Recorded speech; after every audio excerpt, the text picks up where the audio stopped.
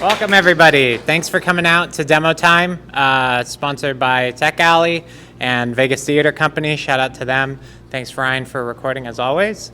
Shout out to Levitt, Joshua Levitt, for throwing all of this on. We appreciate him. Today, we have 3 awesome demos lined up for you. First, we're going to dive into Armored, what was it? Armored, the name of your company? Armored. It's called Armored Technologies. Armored Technologies. Okay. And I believe you just came from a boot camp too, right? Yeah. So cool. Good stuff. Seeing new blood coming into the programming area.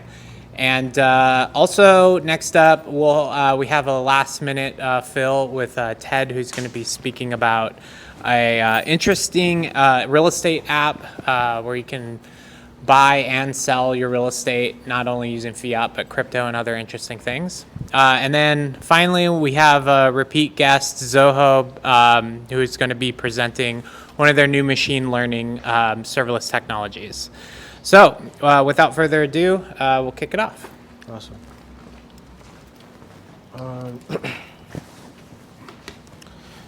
First off, I'd like to say, good afternoon and thank you for coming out. My name is Justin Burrows, and over the past several years, I've, kind of organized and gathered information on a concept that I like to call armored technologies. Initially, when I came up with the concept, there was a lot of other different problems coming into like the technology space. But over the years, I have able to kind of hone the information into sort of something that's a viable investment. So the information that I've gathered here today is to educate and inspire people that could be looking to invest into something that's fun and interesting. And it is a little bit risky. It's a little bit edgy, but I'll go ahead and I'll dive right into it. Does this remote actually work with this, or? Oh no, it doesn't. You're gonna have to change on the laptop. Okay, cool.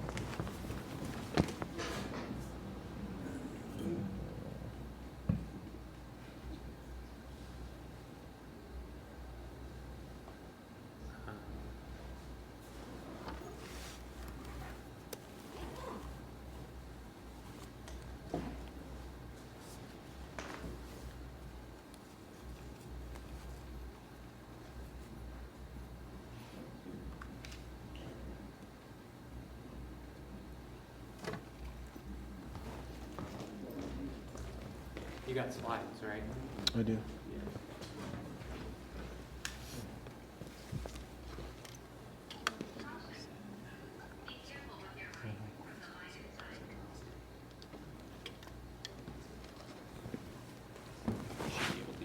As a clicker to move the Okay, good. slides once you pull them up. Thank you. Artifice Guest is a good one too if you're having internet problems. Okay.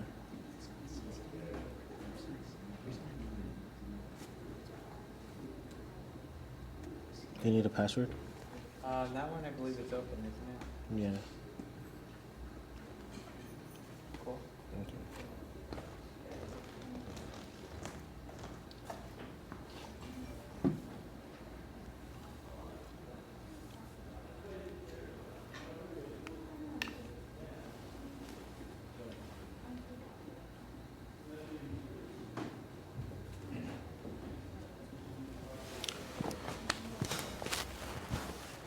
So the first thing that I would like to do is I'd like to establish a little bit of credibility for you guys. Early on in my career, I started off right out of high school building websites for clients and things like that. So I got really acquainted with selling technology to like average consumers. After that, later on in life, I became a software account executive. I sold a business automation system to lenders and real estate agents. And I've helped a lot of people make a lot of money. From there, I ended up becoming a web developer at a wood manufactory, and we built him an Amazon business he still makes money off of today. And now I'm at UNLV, and I'm pursuing a computer engineering degree. I'm a triple certified web developer and a former account executive, and that's just gibberish to say that I kind of know what I'm talking about. So. From there, I want to talk about some of the unique selling proposition that I have with this proposal that I have for you guys is my relationships. One second.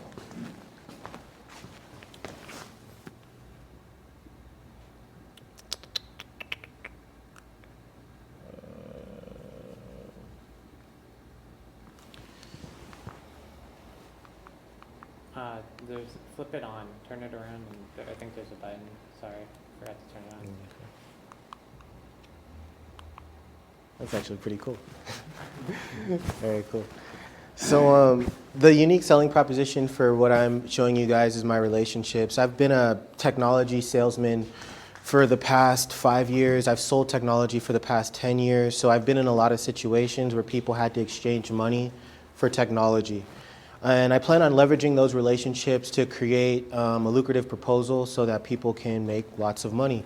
One of the first relationships that I would like to share or like offer to anybody who would be willing to sort of grab the reins or run investment with me is I have a relationship with a man by the name of Mark Helton.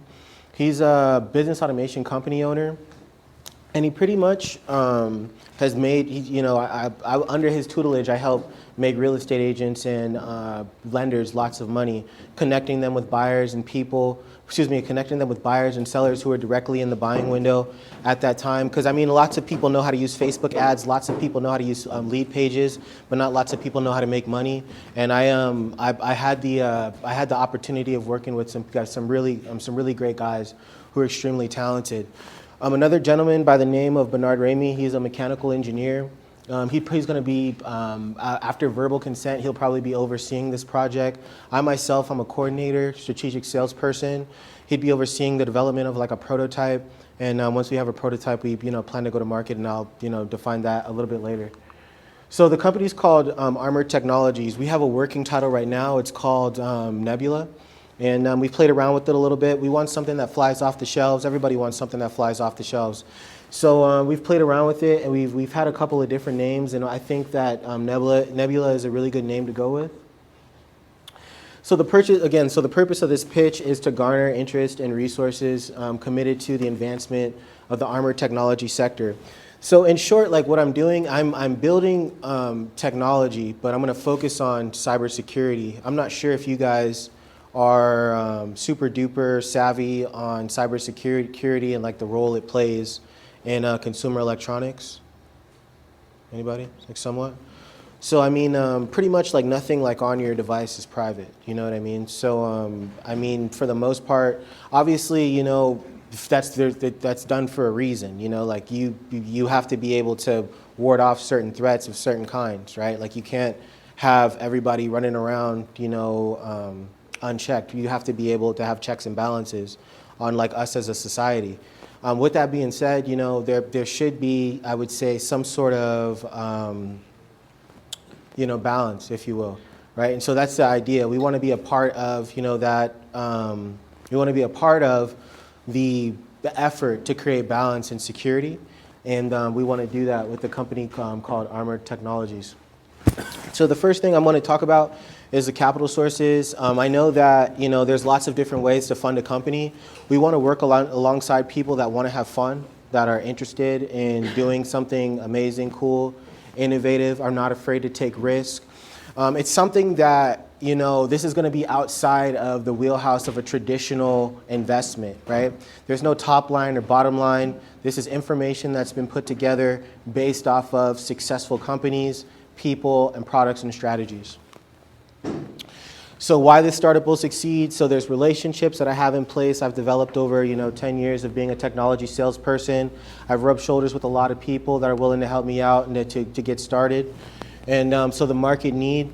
Most people would agree that their security is really paramount to them, right? They want to have devices and things like that are not just secure, but they can examine the user intent. We have cell phones, we have tablets, we have laptops, all of these things, but they don't actually know what you're trying to do. They don't know what you're searching for. They don't know anything about like what you're trying to do. So you have to tell the computer what you're trying to do, no matter how smart it is, right? So the idea is to use like AI, biometrics, different advanced technologies like blockchain to examine user intent and to create a technology experience that has more ease of use.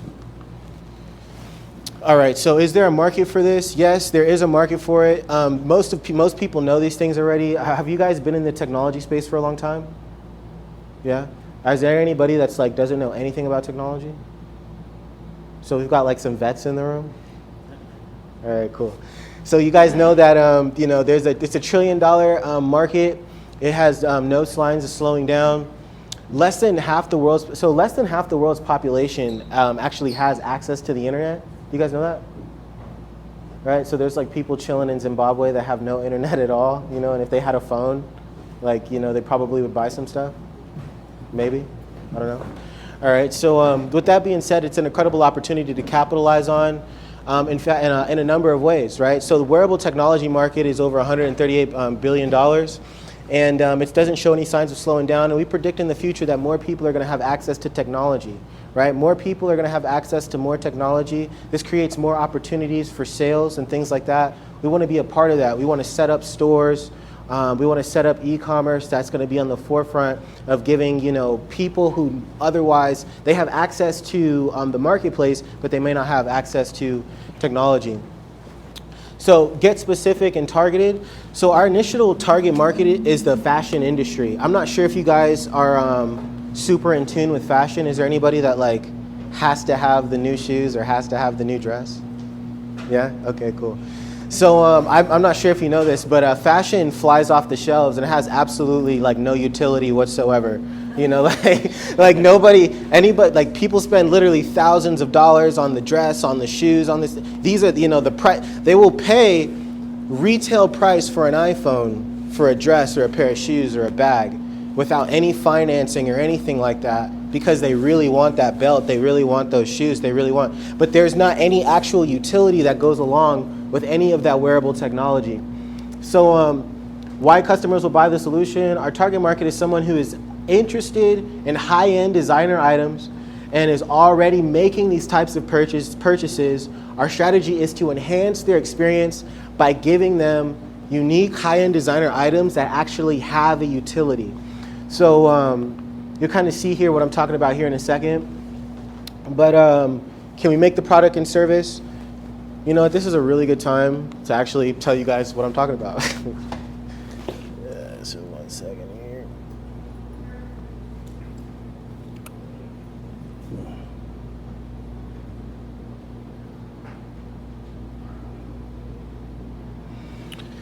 Right.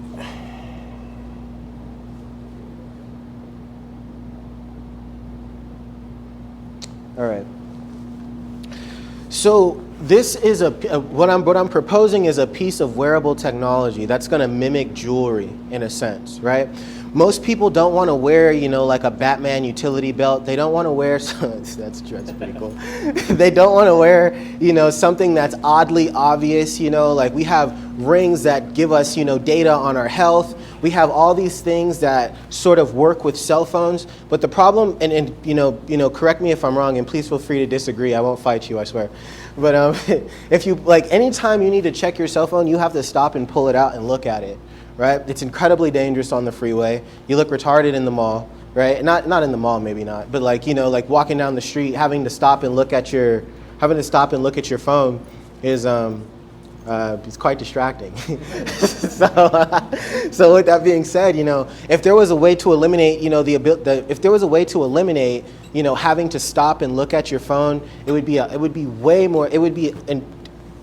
way safer to have something that you can drive down the road and talk to, can respond to your text messages in a fluent way, can help you start your car, can help you start the laundry, can help you turn on the TV, can help you keep the door locked, can help you keep the kitchen, kitchen cabinets closed, you know, check the food in the fridge, things like that, right? So that's the thing. We want to leverage different data sets, different ideas, different engineering styles to create something that when somebody has it on, it looks like jewelry, but it actually has a utility. So the customer is willing to part with thousands of dollars over it because it looks good, but it's not just a Gucci bag, right? It's a Gucci bag that can start your car. You still with me? Okay, cool.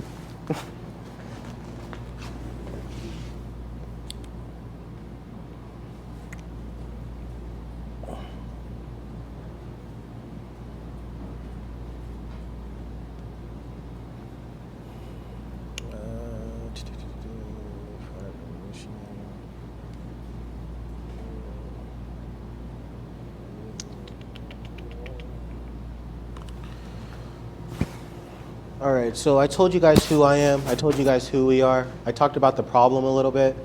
And then now I'm talking about these are just some questions that any normal investor would have. With that being said, are you guys tracking like what I'm talking about? Like, is this confusing in any way? Okay, cool, awesome. So with that being said, I like to answer the question, can you make money? Because it doesn't matter what you're selling, right? There was a pet rock. I don't know if you guys remember the pet rock that did like millions of dollars. Okay, cool. Yeah, it doesn't matter what you're selling. The idea is you want to be in business to have fun and make money.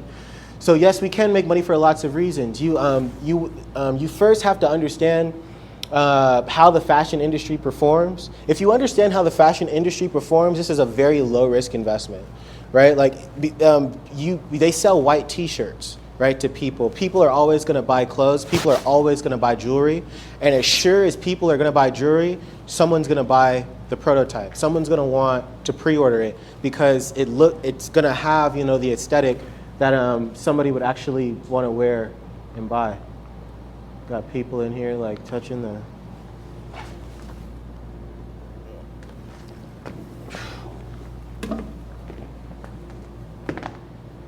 Okay, I might actually.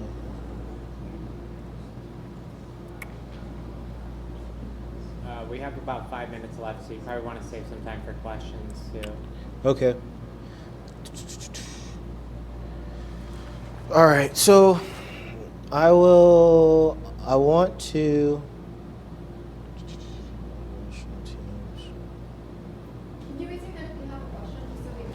Yeah, you can stop me at any time if you actually have a question. Yeah, we have 5 questions. Sorry, 5 questions. We have 5 minutes left on this list. Hey, how are you, man? So what is your viability and feasibility, right? So like you said, yes, you can sell it, but is it really viable, feasible as a product? Because you talk about fashion. Fashion is very, you can't gauge it because you don't know what's going to be in the market, what people want at that time. So how do you know that they actually want? How do you know that this product is something that they desire? No, that's a really good question. Most of the time when someone buys fashion, it's because someone else has it on, So if you take, for instance, like the Yeezys. If anybody else was to came out with the Yeezys, like if I came out with the Yeezys, no one knows who I am. So if I come out with the Yeezys, it's not important because there's no reason to wear them. Like, why am I wearing that piece of fashion? And that's a really big question in fashion, right? So one of the marketing strategies I have is influencer marketing. Throughout my time in sales, I've learned how to build rapport very quickly. I understand that when we're in business, we want to be in business with people we like, people we trust, and you can make money with. And so the same thing goes with fashion. As we try to, enter into a world initially launch in the fashion industry with like a pre-order website and a prototype, we want to connect with people who have that sort of influence, right? So, the Kanye Wests of the world, the people that, like reaching out to people that can market on Instagram with, hundreds of thousands of followers and, putting this in front of people and saying, hey, this person thinks this is cool. Right, and that has a powerful effect on people's minds and ideas. People who drive a Tesla, anybody who drives a Tesla knows who Elon Musk is, right? Most people don't hop in a Tesla without knowing who Elon Musk is. And the thing about these people is they're people just like you and me, right? They put on pants, they put on shirts, they say yes and no just like anybody else, and there's hundreds and thousands of them. So why can't you go out and find these people who will say yes, to a prototype? So the last thing that I'll kind of mention is to build a prototype. I've talked to my network already, would be anywhere from $200,000 to $300,000. I'm asking for $2 million to launch the company. The reason why is because the team that I've picked out and their skill set requires that. And how I plan to make the money back fairly quickly, probably in under a year or 2 years, is with a pre-order website and influencer marketing. But I kind of want to stop here and just get your thoughts or ideas or any questions or concerns. Yes, sir. So what kind of a security product is it? So when I talk about security, I mean like most of the time, like if you've studied cybersecurity at all, most of cybersecurity has to do with like vulnerabilities and like logging in, email, spam mail, things that are foreign to your device or who you are. Very rarely is a threat Does a threat know who you are, right? In cybersecurity. So when I talk about security, I want to branch into different sectors with this sort of device. But we're talking about protecting people's privacy, their relationships, the conversations they have, provided, right? Provided it's not like a threat to a national security, right? We don't want to help people like take over America or anything like that. But we do want to help people run great businesses, build great projects, have great successful military missions, things like that, you know. Awesome. Thank you so much. All right, thank you guys.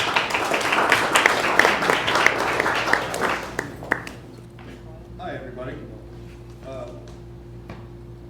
I have created a solution for people who are interested in buying, selling, or leasing high-rise condos. My name is Ted Finkelman, and I'm a real estate agent here in Las Vegas since 2006 and a broker associate in Miami Beach since 2016.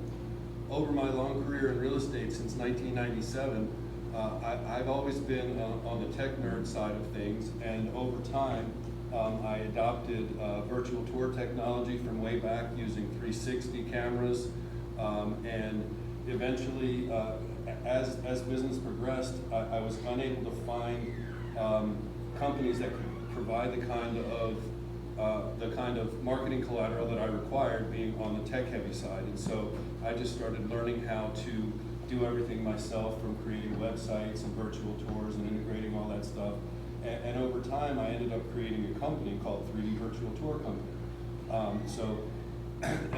This company that I created over time has evolved into to include the newer technologies, not just what a lot of people have become familiar with respect to a Matterport tour.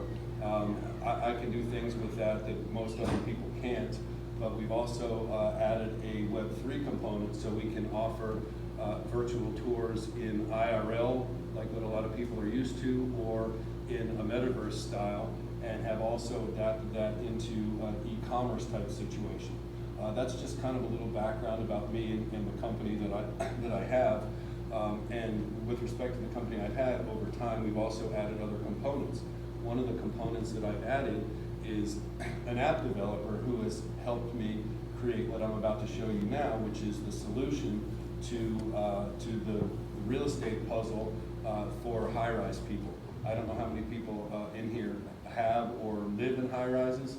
Great. So you're probably aware that whether you're buying or selling, it's a huge pain in the neck. On the buy side, coordinating showings and everything else that goes along, logistics, traveling in and out, don't offer process, everything like that, huge pain in the neck. On the listing side, most real estate agents will do the exact same marketing, only they'll tell you whatever you want to hear, but the other people won't, to try and get your listing. And so I've created a way to effectively market in a way that most others cannot, and all at the same time we've got a Web3 blockchain component in there, so that if somebody wants to buy a property, they can make an offer on a smart contract using fiat or crypto right now. That app is live in the App Store right now. I'm going to give you a demo on it right now. But now, this app, while it also solves these challenges for buyers and sellers, it also provides an opportunity to earn advertising revenue. And what I mean by that is there's a button I have in there for businesses that do business with high-rise people. And so aside from the aspect of real estate sales, there's a marketplace for companies that can provide services to high-rises, like not just a lending or furniture, floor coverings, wall coverings, all that kind of stuff, but I can enable those kind of businesses to have a space in the app. And on top of that, and where I'm going with the pitch at the end, is this is also another opportunity to participate in revenue that is not real estate related. Okay, so let me show you Las Vegas high-rise app right now. Click that on you so we can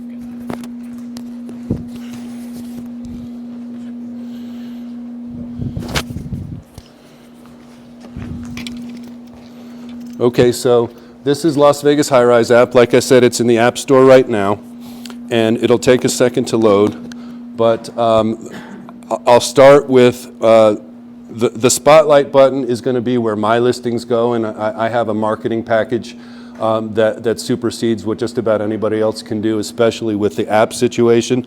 But I'm going to hit the high rise button so you can see how quickly that you can really get inside of what I have in town, and I have them separated by type of property. So just for ha-has, let's go to luxury, and then we'll go to One Queensridge, because that's one of the most affordable places in town. And so,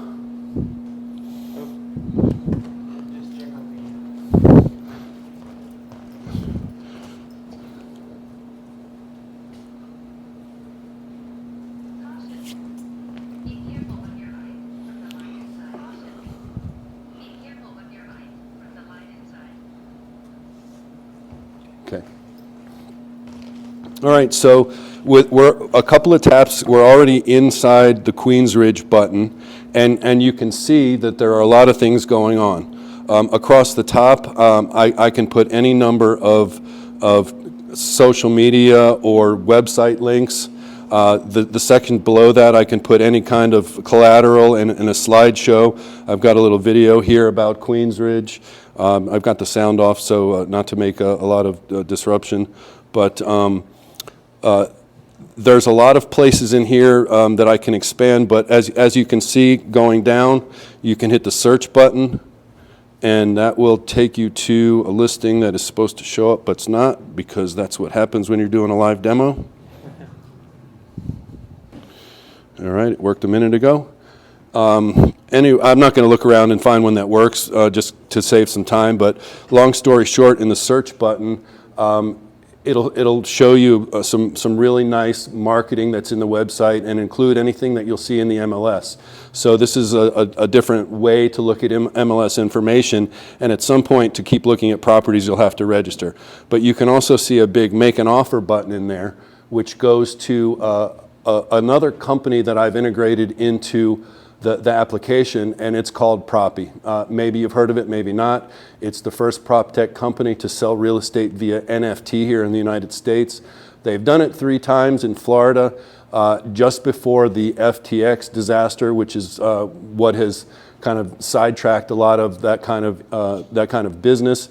But they are a company that has already created this ecosystem, which includes an offer management platform where you make the offer on a smart contract. It's got a transaction management system that is a password protected platform, unlike email communication. And then on the back end, it records on blockchain. So it's a really effective ecosystem that I've got built into my app. And so you obviously you'd have to create an account in order to be able to make an offer, and before an offer gets submitted, there's the KYC and verification process to make sure, that everything is legitimate. There's also that market snapshot button at the bottom, which will open up a market valuation of the building, so you can get an idea what the price is. And then I've got all kinds of other buttons in there. The phone button at the bottom is an instant way to communicate me. Email. There's also going to be excuse me, a messaging app, and I can put all kinds of other different layers in there, which are useful to whoever uses it and to myself in being able to satisfy those needs. Okay, so in a nutshell, that's what I come up with as far as an application to solve a lot of the challenges that are involved with buying and selling high-rise condos, and a way for investors or advertisers to also participate in advertising or in advertising revenue. So that's what I've got right now. This is my prototype. I've also got South Florida and Dubai on the radar for my next ones. So at this point, I'll open the floor to any questions. Do you have the 3D viewer in your app? If there is a 3D tour with the property, like if an agent had that created and put that in the MLS, it'll show up, but all of my listings will have that. Cool. Yeah, and you can walk around the virtual tours with VR goggles or on any of your devices. Nice. Are there plans to record the amenities and stuff like that in 3D or something like that at some of these places? That's kind of a tough question to answer because some of the HOAs are more difficult to deal with than others, especially with respect to privacy concerns. But that is a good point you bring up, in that I will be offering a button in each app for the building, for the homeowners association itself, to put resident, important resident information that they may not already have. Go ahead. So what's the backend you use? I understand you use Firebase or AWS. Where is the data getting stored on the backend? I'm sorry? So where is the data getting stored on the backend? Is it on the AWS infrastructure, or is it on the Microsoft or Google infrastructure? Any idea? I'm not sure what data you're referring to. The application data. So I understand this is the front end. Right. So it has to have a backend database, right? So whether it is pulling from Firebase or AWS, any idea? I'd have to ask my web developer, Okay. my app developer, right? Was there another question over there? Yeah, I wanted to ask you, what are you presenting? Do you have an ads? Yeah, I mean, I at the beginning I said I'm looking for about $100,000 to get this thing going. It's ready and active. What I'm looking for right now is some money for awareness and marketing campaigns. In the same way, Zillow, for example, has the whole database downloaded. So do I. And part of what I'm going to be incorporating into this app is actually a high-rise bot, so that people can just click on the bot and it'll walk them all the way through, be able to answer any questions. And so I think that too is pretty revolutionary as far as what's available right now. Any other questions? One more. How do you plan on monetizing it? Are you capturing the leads just for your personal use right now, or are you planning on actually like selling the leads or something like that? Okay, that's a great question. And with respect, now there's two kinds of leads we're talking about. One, we'd be talking about real estate leads. Now, it is my intention to grow a team here to handle the real estate leads. I intend to have a team, a duo on each building, so I'll probably end up wanting to grow a team of at least a couple of dozen agents here in town. But with respect to the other leads, which might be marketing leads from the market button, those are going to go to the businesses that pay for them, and as far as the overall profit from that, that'll be shared with whatever investor helps me get this going. And to close this out, can you share the name of the app so we can download it, as well as any contact information if somebody wants to get a hold of you? Sure. It's called Las Vegas High Rise app, and in the App Store it's LVHR. Sorry.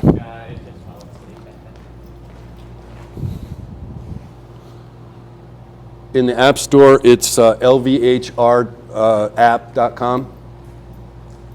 and that's where you can find it. All my contact information is in there.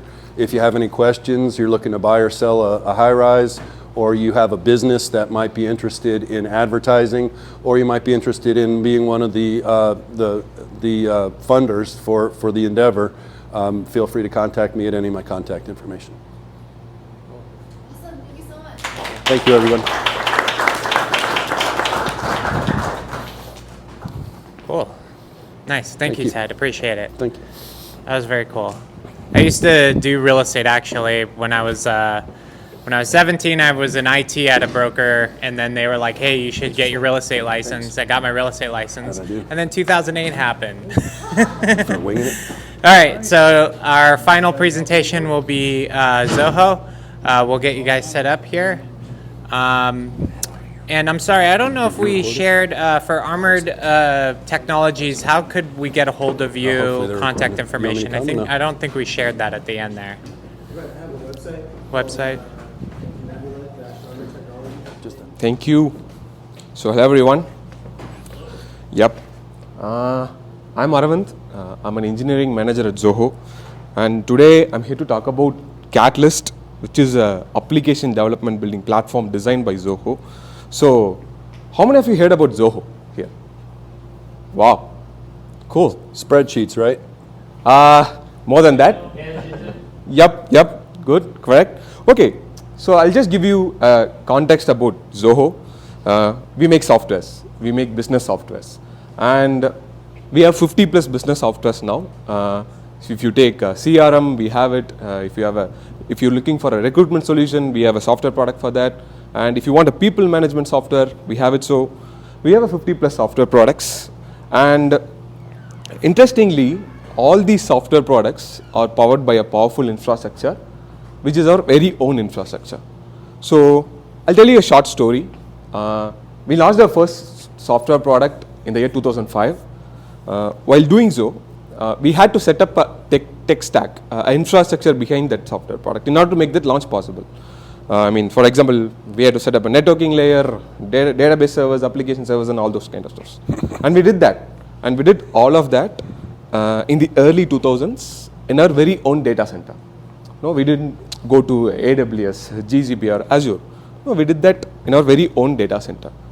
And the one product which we launched in 2005 became 5, and 5 became 10, and eventually today we have 50 plus products in our portfolio. While we included our product portfolio, we have also put R&D effort into the tech stack behind it, and we have been doing that for the past 25 plus years, right? So, I think it's been 8 months into 2023, and we have launched around 4 software products in this year itself. See, our mantra is simple. So whenever we encounter an use case in the market, see, we interact with customers, and when they say, hey, I have a problem, I have this use case. So we put a bunch of software developers and a product manager and ask them to concentrate only on the software development and not to worry about the infrastructure layer. No, because we have this infrastructure developed already. So in 2021, we thought, if we developers inside Zoho can do this, why not the external developers can make use of this infrastructure and develop their own software products? And that is what Catalyst is all about, right? So Catalyst is a pro-code full-stack application development platform, which is powered by Zoho's tech stack. Now, it's like opening our tech stack to you guys so that you can make use of it. So I'll just give you a short overview of the Catalyst tech stack, and then we'll move on to 2 prominent services that we have launched recently. The base layer of Catalyst are the foundational services. So these are the functionalities that we offer as part of foundational services. Functions, AppSale. Functions is a small piece of code which can act as a microservice by itself.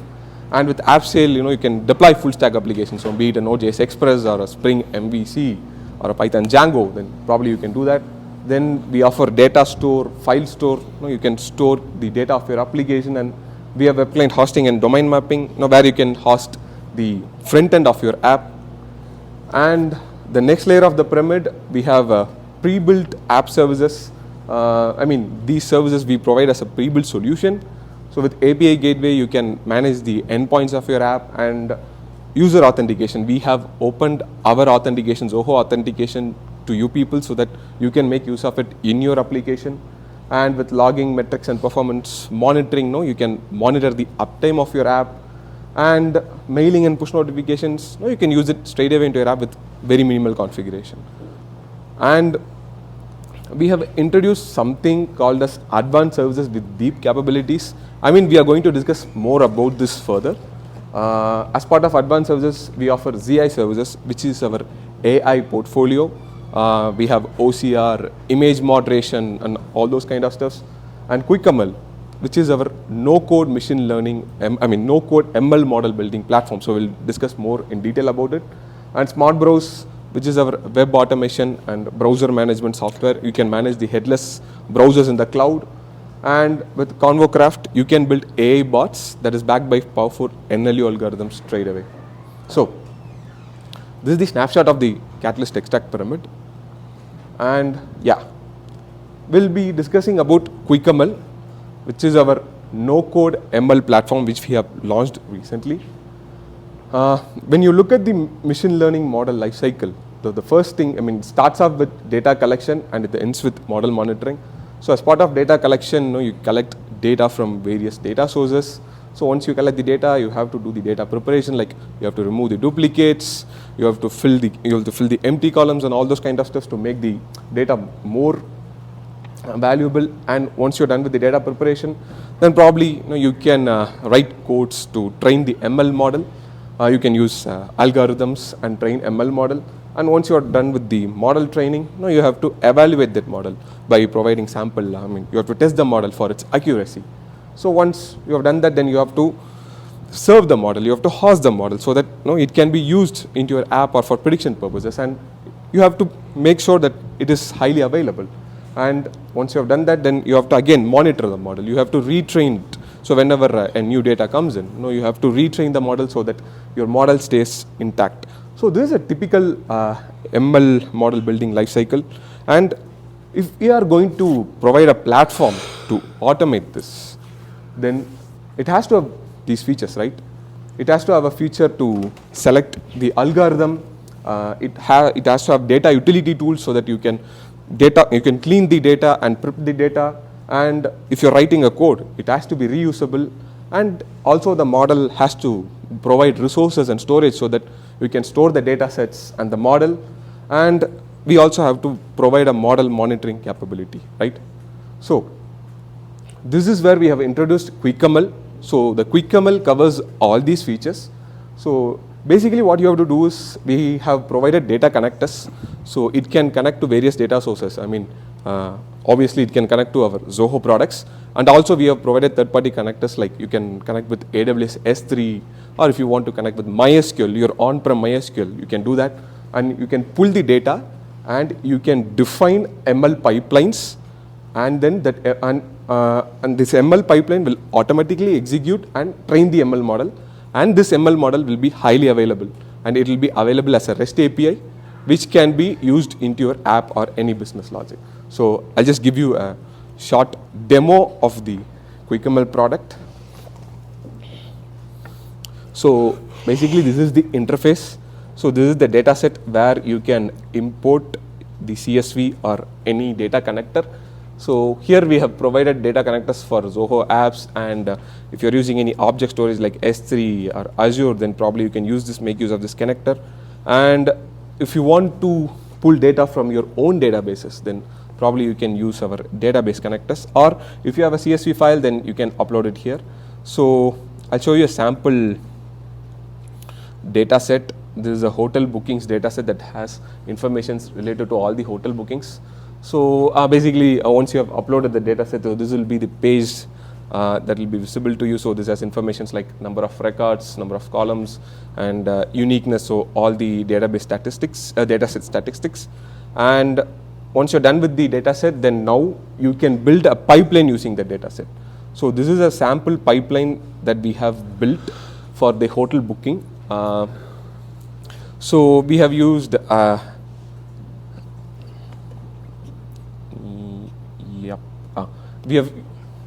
we have used random forest classification algorithm, and you can see all the memory and CPU usages of this algorithm. So this is the ML pipeline you have to build. So we have made it as low code, so you don't have to write a Python code. Instead, you can build this pipeline, and so once you are done with the pipeline, this pipeline will train a model for you, and this model will have all the informations needed. So here you can find the confusion matrix and the different statistics, the accuracy of the model. So once you are done with the model training, all you can do is you have to just create an endpoint. Here is the hotel booking endpoint. So now this model will be available as an endpoint. So all you have to do is you have to provide a JSON data to this model, and it will return you the predicted result. So yeah.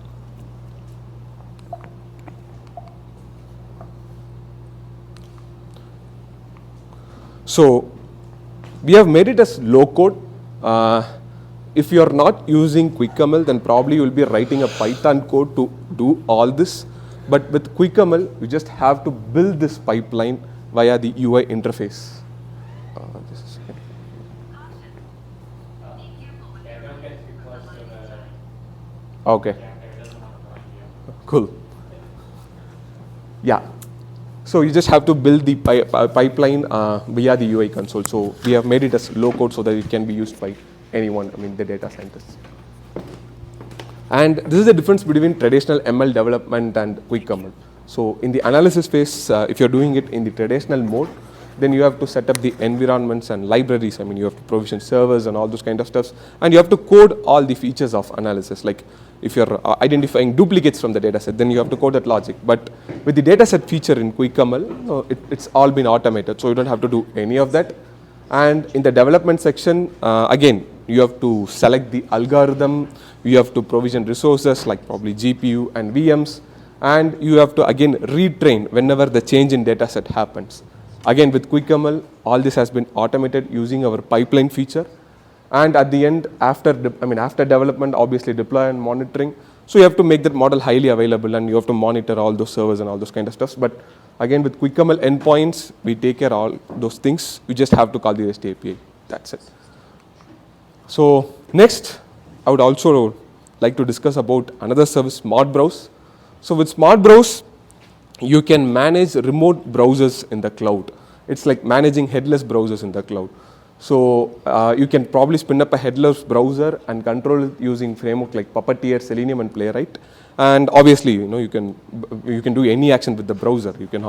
But the most interesting actions that we promote are you can scrap the data and you can generate PDFs and screenshots. And if you want to do QA automations, right, you can probably do it.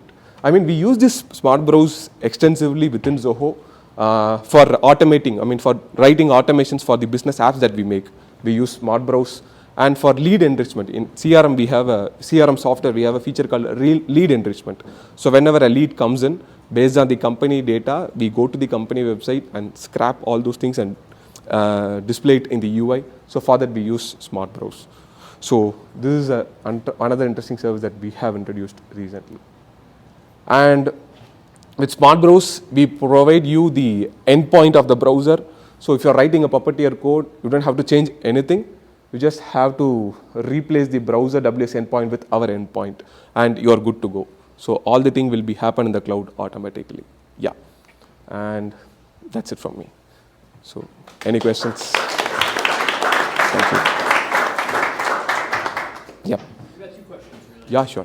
So for the Smart Browse, are there any guarantees on things like data gathered? So I know that there are other services, I'm not going to name names or anything, but they have like swarms of servers where they're running Selenium, and if they detect that they're being blocked or something, they'll actually request from a different server so that, Yeah.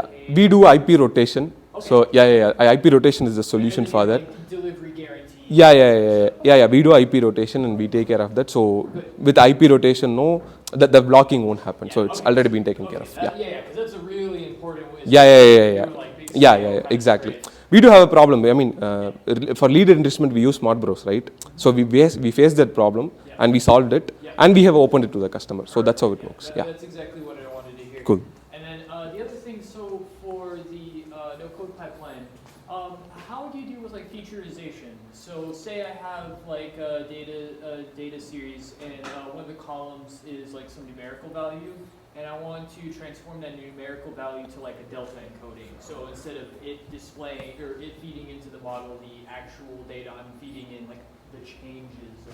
Yeah, I mean, in the pipeline, you can define a stage for that. We have data transformation operations. You can probably drag and drop, and you can do the configurations.